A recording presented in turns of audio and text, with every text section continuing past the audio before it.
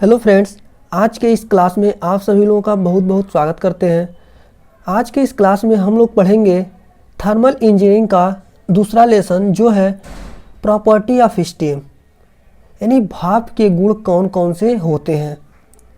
Friends, ये topic जो है बहुत ही इम्पोर्टेंस है क्योंकि आने वाले जो भी आगे के चैप्टर्स हैं उसमें इसका बहुत ही इम्पोर्टेंस रोल होता है। जैसे टरबाइन हो गया, टरबाइन में भी स्टीम का ही सारा खेल स्टीम का होता है। बॉयलर हो गया, बॉयलर में भी स्टीम का ही सारा खेल होता है। तो हम अपेक्षा करते हैं कि आप लोग इस वीडियो को अच्छे से समझेंगे और हम पूरा प्रयास करेंगे आप लोगों को समझाने के लिए। अंत में ज़रूर बताइएगा कि यह वीडियो आप लोगों को कैसा लगा, और अच्छा लगेगा तो अपने दोस्तों के बीच शेयर भी करिएगा।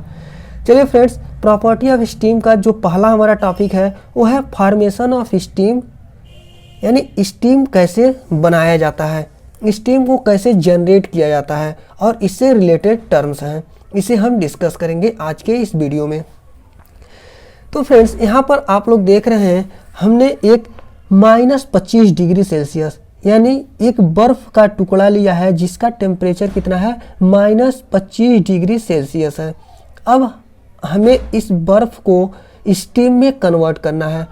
तो यदि हम -25 डिग्री सेल्सियस वाले बर्फ़ को यदि हम स्टीम में फॉर्मेशन यानी स्टीम में कन्वर्ट करेंगे तो हमें कौन कौन से प्रोसेस करने होंगे, किन किन टर्म से हमें गुजरना होगा, यही हम आज डिस्कस करेंगे।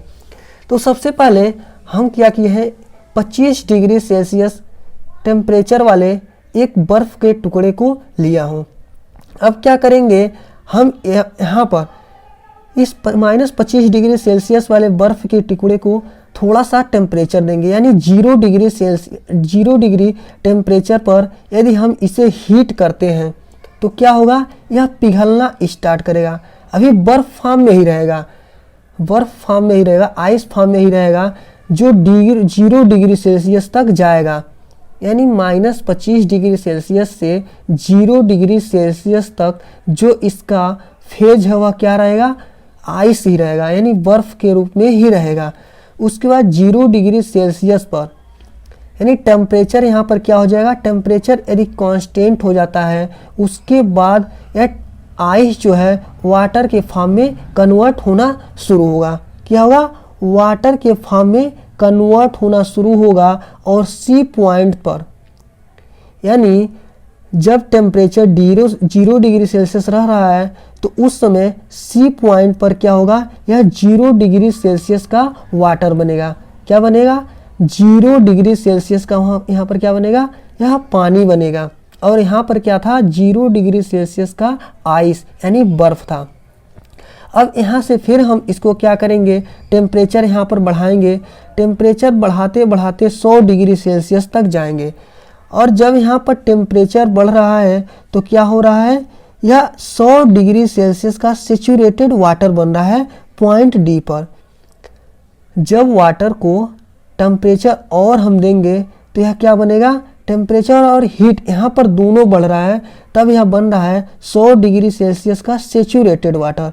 अब फिर हम यहाँ पर क्या करेंगे, यदि टेम्परेचर कांस्टेंट कर देते हैं तो डी पॉइंट पर यह रहता है 100 डिग्री सेल्सियस का सेचुरेटेड वाटर। और टेम्परेचर कांस्टेंट करने पर और हीट बढ़ाने पर हीट उसका बढ़ेगा ही, टेम्परेचर कांस्टेंट रहने के बाद भी उसका हीट बढ़ेगा। जैसे मान लीजिए यदि आप लोग पानी को किसी भी बर्तन भगोने में गर्म करते हैं तो उसका क्या होता है, पहले पानी जो होता है 4 डिग्री सेल्सियस 5 डिग्री सेल्सियस ऐसे टेम्परेचर पे होता है। जब इसको हम गैस चूल्हे पर रखते हैं तो क्या होता है, उसका टेम्परेचर बढ़ता है, बढ़ते 100 डिग्री सेल्सियस तक मान लीजिए जाता है। वहाँ पर उसका टेम्परेचर कांस्टेंट हो जाता है, लेकिन उसमें क्या होती है, हीट बढ़ती रहती है। हीट बढ़ते बढ़ते क्या होता है, आप लोग देखते हैं कि पानी उबलने लगता है और उसमें से क्या निकलने लगते हैं, वेपर यानी भाप निकलने लगते हैं। और वह भाप जो होते हैं उसमें जो फेज होता है, पानी का भी कुछ बूंदें होती हैं और स्टीम की भी कुछ बूंदें होती हैं। इसी को हम क्या बोलते हैं, वेपर बोलते हैं। तो वही फॉर्म जो है, जब पानी उबलने लगा 100 डिग्री सेल्सियस पर तो इसका टेम्परेचर तो कांस्टेंट हो गया, लेकिन हीट उसमें क्या हो रहा है, कंटिन्यूसली बढ़ रहा है। तो ई पॉइंट पर क्या हो जाएगा, यह जब हीट उसका बढ़ेगा, टेम्परेचर कांस्टेंट रहेगा, तो 100 डिग्री सेल्सियस का क्या होगा, सेचूरेटेड ड्राई सेचूरेटेड वाटर प्राप्त होगा। क्या होगा, ड्राई सेचूरेटेड स्टीम प्राप्त हो गया, सॉरी ड्राई सेचूरेटेड स्टीम हमें प्राप्त हो गया 100 डिग्री सेल्सियस पर। अब यदि हम इस स्टीम को ड्राई सेचूरेटेड स्टीम को और भी हम टेम्परेचर बढ़ाएं तो टेम्परेचर के साथ साथ इसका क्या होगा, हीट भी बढ़ेगा और यह हमें यह पॉइंट पर मिल जाएगा सुपर हीटेड स्टीम। इस तरह से हमें कितने प्रोसेस से गुजरना पड़ा, तो ये आप लोग यहाँ पर एक बार और दिखाते हैं कि ये पॉइंट पर जहाँ पर हमने -25 डिग्री सेल्सियस का आइस लिया था, जब उसे हम टेम्परेचर दिया तो वह 0 डिग्री सेल्सियस तक गया। तो 0 डिग्री सेल्सियस तक जाने तक, अभी तो 0 डिग्री सेल्सियस पर यदि रहेगा तो वहाँ पर क्या होगा, बर्फ़ ही रहेगा, वह पिघल रहा है, हल्का हल्का उसका टेम्परेचर बढ़ा है तो उसका फेज चेंज होना स्टार्ट हो जाता है। और बी से सी तक जाते जाते क्या होता है, वह वाटर फॉर्म में कन्वर्ट हो जाता है 0 डिग्री सेल्सियस पर ही, क्योंकि इसमें कंटिन्यूसली हीट बढ़ता रहता है। उसके बाद जब 0 डिग्री सेल्सियस का हमें वाटर प्राप्त हो जाता है तो उसे हम और हीट देते हैं, और हीट को कंटिन्यूस रखा और टेम्परेचर हमने बढ़ाता गया 100 डिग्री सेल्सियस तक। तो हमें क्या होगा, वाटर से वेपर फॉर्म में कन्वर्ट होना शुरू हो जाएगा, जो वाटर होगा। क्या होगा, 100 डिग्री सेल्सियस जाते जाते यहाँ पर डी पॉइंट पर 100 डिग्री सेल्सियस का सेचूरेटेड वाटर प्राप्त होगा, और उसे हम यदि 100 डिग्री सेल्सियस पर ही कुछ समय और गर्म किया या हीट दिया तो क्या होगा, हमें प्राप्त होगा ड्राई सेचूरेटेड स्टीम प्राप्त हो गया। ड्राई सेचूरेटेड स्टीम हमें प्राप्त होता है पॉइंट ई पर। अब हम ड्राई सेचूरेटेड स्टीम को और भी यदि टेम्परेचर देते हैं, जैसे मान लीजिए 500 डिग्री सेल्सियस तक हम इसे और टेम्परेचर देते हैं, तो यह क्या होगा, सुपर हीटेड स्टीम प्राप्त होगा। अब हम यदि बात करें तो बी से सी के बीच में क्या होगा, यहाँ पर 0 डिग्री सेल्सियस का आइस है, बी पॉइंट पर 0 डिग्री सेल्सियस का आइस है और सी पॉइंट पर 0 डिग्री सेल्सियस का ही वाटर है। यहाँ पर आपको कंफ्यूज नहीं होना है। अब क्या हुआ, डी से ई के बीच में हमें क्या प्राप्त होगा, यहाँ पर 100 डिग्री सेल्सियस का हमें सेचूरेटेड वाटर मिला था, 100 डिग्री सेल्सियस का सेचूरेटेड वाटर मिला था पॉइंट डी पर, और ई पर हमें मिला 100 डिग्री सेल्सियस का ड्राई सेचूरेटेड स्टीम प्राप्त हुआ। तो डी से ई के बीच के जो फेज होगा वह होगा वेट स्टीम, यानी इसमें वाटर के भी कुछ बूंदें होगी और स्टीम भी होगी। तो इसी को हम बोलेंगे वेपर बोलेंगे। क्या बोलेंगे, वेपर बोलते हैं। अब हम वाष्प को कैसे प्राप्त करते हैं, वाष्प को प्राप्त करने के भी 2 मेथड होते हैं। एक होता है सरफेस वेपर होता है, और एक होता है जैसे मान लीजिए हम कोई बर्तन लिए हैं, या आप लोग देखते होंगे कोई तालाब है, इस तालाब का जो पानी होता है मॉर्निंग टाइम में, ठंडियों के मॉर्निंग टाइम में जब सूर्य निकलते हैं तो क्या होगा, ऊपर वाले सरफेस से भाप निकलता हुआ दिखाई देता है। क्योंकि ये पानी सारी गर्म नहीं है, लेकिन ऊपर का टेम्परेचर जो होता है, सूर्य के निकलने से टेम्परेचर बढ़ता है और नीचे पानी का जो टेम्परेचर होता है कम होता है। इसके वजह से जो सरफेस से होते हैं इसका स्टीम वेपर फॉर्म में कन्वर्ट होने लगता है, जो भाप दिखाई देता है। जैसे आप लोग गिलास में यदि चाय लिए होते हैं तो ऊपर का टेम्परेचर डायरेक्टली क्या होता है, कम होता है, और अंदर का टेम्परेचर ज़्यादा होता है, इससे भाप निकलता हुआ दिखाई देता है। और उस वेपर में आप लोग देखते हैं यदि ऊपर आप हाथ लगाते हैं या कोई बर्तन रख देते हैं, ढक्कन रख देते हैं, तो उस ढक्कन पर आप देखते हैं जो वाष्प निकल रहा था उसमें पानी के कुछ बूंदे उस ढक्कन पर या हाथ के अंगुलियों पर लग जाते हैं।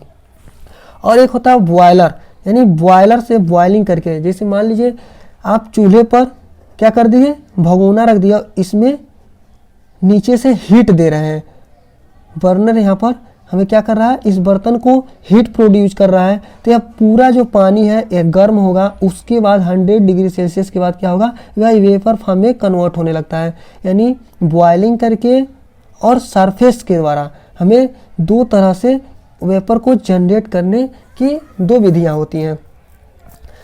तो फ्रेंड्स, अब हम यहाँ पर जो रिलेटेड टर्म्स है इसके उसे डिस्कस करेंगे। यहाँ पर हम डिस्कस करेंगे, जैसे मान लीजिए heating process.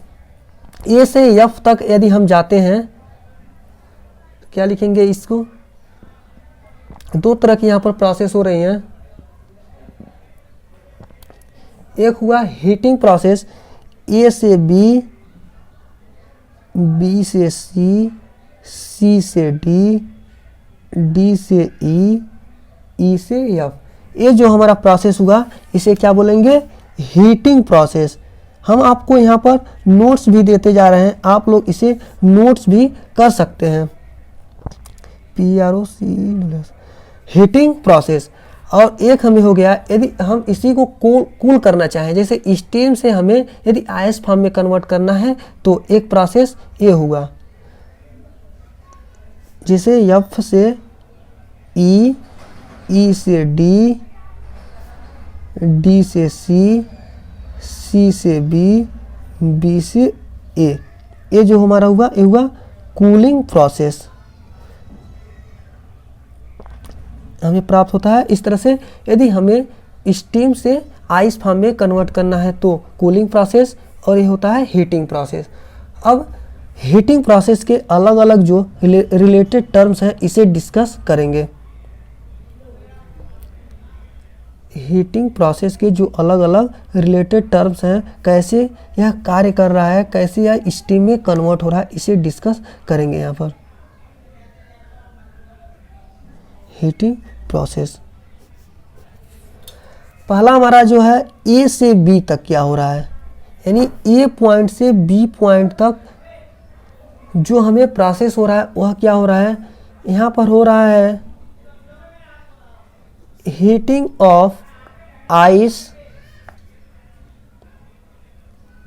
Up to melting point.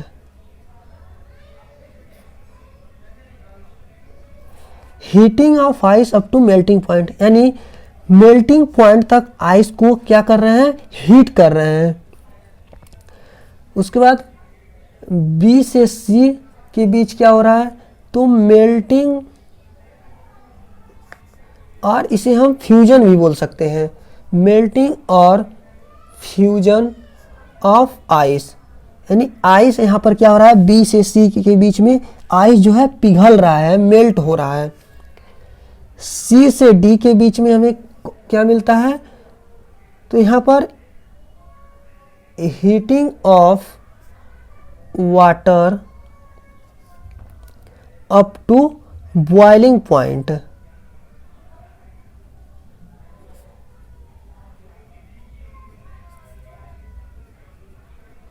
Heating of water up to boiling point, यानी ए से बी के बीच में हीटिंग ऑफ आइस, आइस को हम हीट कर रहे हैं मेल्टिंग पॉइंट तक, बर्फ के गलने तक।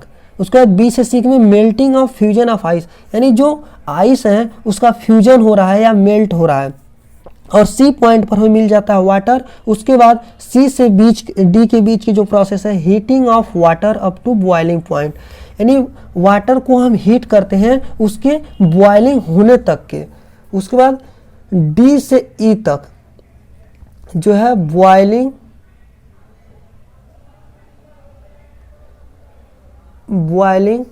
या इसे हम क्या बोलते हैं, डी से ई तक के बॉइलिंग बोल सकते हैं या वेपोराइजेशन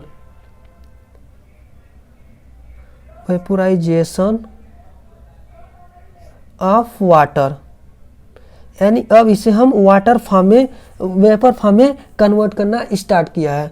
उसके बाद ई से एफ के बीच में यह जो हमारा ड्राई सेचुरेटेड स्टीम है ई पॉइंट पर प्राप्त हुआ है, इसे अब हम और ज़्यादा टेम्परेचर देंगे तो यह क्या हो जाएगा, हीटिंग ऑफ स्टीम और super heating. Heating of steam और सुपर हीटिंग बोलेंगे तो यह हमें देगा सुपर हीटेड स्टीम, यहाँ पर प्राप्त हो जाता है। जो यह पॉइंट होता है यहाँ पर हमें सुपर हीटेड स्टीम मिलता है। तो फ्रेंड्स, हम आशा करते हैं कि आप लोगों को यह वीडियो अच्छे से समझ में आया होगा, और वीडियो कैसा लगा आप इसे कमेंट में ज़रूर बताइएगा, और अपने दोस्तों के बीच ज़्यादा से ज़्यादा इस वीडियो को शेयर करने की कोशिश करिएगा। इसे आप सारा जो हमने आज के इस वीडियो में डिस्कस किया है अपने नोटबुक में नोट कर लीजिएगा। आपके लिए यह एग्जाम्स में बहुत ही हेल्पफुल होगा। वीडियो कैसा लगा आप इसे कमेंट में ज़रूर बताएं। थैंक यू फ्रेंड्स, आज के लिए इतना ही। जय हिंद, जय भारत।